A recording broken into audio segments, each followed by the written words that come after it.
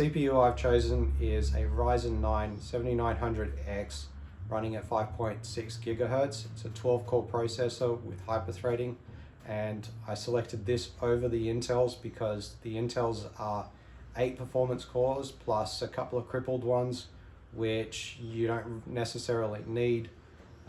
And on balancing everything out, they're both just as good processor, but I went with one that was going to be more reliably fast. Paired this off with RAM that is equal to that processor. These are DDR5s. You've got 64 gigs of RAM, which is more than enough to run virtual machines and heavy work processing. This is a gaming PC, so for the GPU, we went with the top of the line 4090 from NVIDIA, and it's water-cooled block as well, which provides you a little bit more reliability in its cooling, so you shouldn't be getting as much throttling when you are loading that GPU up to its full potential.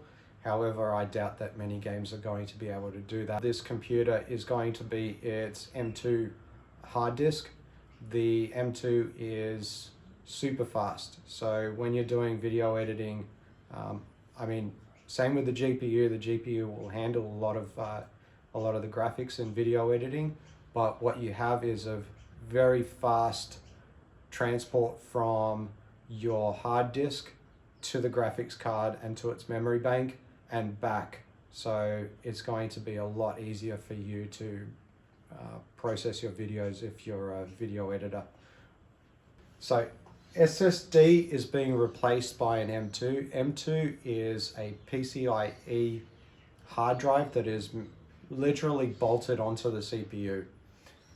Located right there is the shortest path to the CPU, so it can transfer the data much faster than an SSD. An SSD would have to plug into the SATA cables, which run at 600 gigabit per second. These pass through the bridge, then to the CPU, creating a sort of pinch point.